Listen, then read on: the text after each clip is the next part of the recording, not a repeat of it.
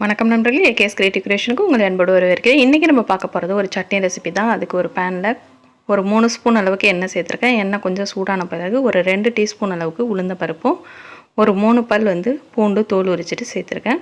இதை நல்லா ஒரு மீடியமான ஃப்ளேமில் வச்சு அந்த உளுந்தம்பருப்பு ஓரளவுக்கு செவந்து வர வரைக்கும் வறுத்துக்குங்க. ஹை ஃப்ளேமில் வச்சுட்டிங்கனாக்கா உளுந்தம்பருப்பு கருகிட்டாக்க சட்னி கசக்க ஆரம்பிச்சிடும். அதுக்காக ஒரு மீடியமான ஃப்ளேம்லேயே வச்சு வறுத்துட்டு இருந்தீங்கனாக்கா கரெக்டாக அது வறுபட்டுரும்.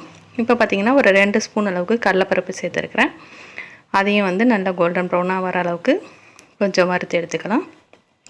இதோட ஒரு 2 பெரிய வெங்காயம் கட் பண்ணி வச்சுருக்கேன். அதோட ஒரு 5-6 சின்ன வெங்காயம் நான் இதில் சேர்த்து கட் பண்ணி போட்டிருக்கேன். நீங்கள் சின்ன வெங்காயம் சேர்க்கலனாலும் பரவாயில்ல, பெரிய வெங்காயம் மட்டுமே ஒரு 2 வெங்காயம் சேர்த்துட்டு அதையும் நல்லா வதக்கிக்கலாம். இதில் இந்த வெங்காயம் ஓரளவுக்கு கலர் சேஞ்ச் ஆகிற அளவுக்கு வதக்கினாக்கா போதும். பார்த்திங்கன்னா முன்னாடியை விட அந்த கலர் இன்னும் கொஞ்சம் மாறி இருக்குது. இப்போ ஒரு 4 கொத்து அளவுக்கு கருவேப்பிலை இலைகளை நல்லா உருவிட்டு கழுவிட்டு எடுத்து வச்சுருக்கேன். அந்த கருவேப்பிலை இலைகளையும் உள்ளே சேர்த்துடலாம். சேர்த்துட்டு இதையும் லைட்டாக வறுத்துக்கலாம். நம்ம சேனலில் ஏற்கனவே நிறைய சட்னி ரெசிபிலாம் போட்டிருக்கோம். தேவைப்பட்டாக்கா நம்ம ப்ளேலிஸ்ட்டில் போய் செக் பண்ணி பாருங்கள். அதோட டிஸ்கிரிப்ஷனில் வேணாலும் நான் லிங்க் ஷேர் பண்ணுறேன். இப்போ வெங்காயம் எல்லா பொருளுமே ஓரளவுக்கு நல்லா வதங்கிடுச்சு. இந்த ஸ்டேஜில் ஒரு 2 தக்காளி, பழுத்த தக்காளியாக எடுத்துகிட்டு அதையும் நான் கட் பண்ணி வச்சுருக்கேன்.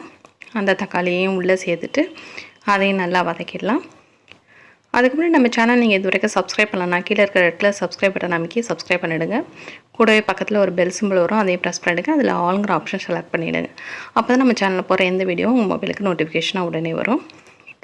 அடுத்து பார்த்திங்கன்னா ஒரு 4 டீஸ்பூன் அளவுக்கு துருவின தேங்காவும், அடுத்து சுண்டைக்காய் ஒரு 40 போல் சுண்டைக்காய் எடுத்துகிட்டு அதை 2ஆக கட் பண்ணி தண்ணியில் போட்டு வச்சுருந்தேன். இந்த சுண்டைக்காய் தான் இந்த சட்னிக்கு ஸ்பெஷலே. இந்த சுண்டைக்காவை நல்லா சேர்த்துட்டு நல்லா வதக்கிடலாம். சுண்டைக்காய் உடம்புக்கு ரொம்பவே நல்லது. குழந்தைங்களுக்குலாம் பார்த்திங்கனாக்கா அந்த பூச்சி வயிற்றில் இருக்க பூச்சியெல்லாம் செத்துரும் அப்படின்னு சொல்லுவாங்க இது கொடுத்தாக்கா. இதோட கடைசியாக கொஞ்சம் போல் உப்பு சேர்த்துலாம். சட்னிக்கு தேவையான அளவுக்கு உப்பு சேர்த்துருங்க.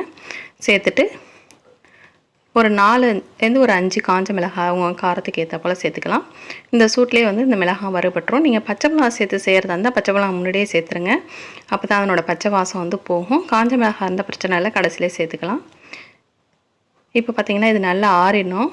ஆறின பிறகு மிக்ஸி ஜாரில் மாற்றிட்டு இதை லைட்டாக ஒரு ஓட்டிட்டு அதுக்கப்புறமா கொஞ்சமாக தண்ணி சேர்த்து அரைச்சிக்கலாம். இப்போ நமக்கு சட்னி ரெடி ஆகிடுச்சு. இது நான் இட்லி தோசைக்காக இருந்தால் இன்னும் கொஞ்சம் தண்ணி சேர்த்துட்டு கடுகு, உளுந்தம் பருப்பு, கருவேப்பிலை போட்டு தாளிச்சிங்கன்னா அவ்வளோதாங்க, சட்னி சூப்பராக நமக்கு ரெடி ஆகிடுச்சு.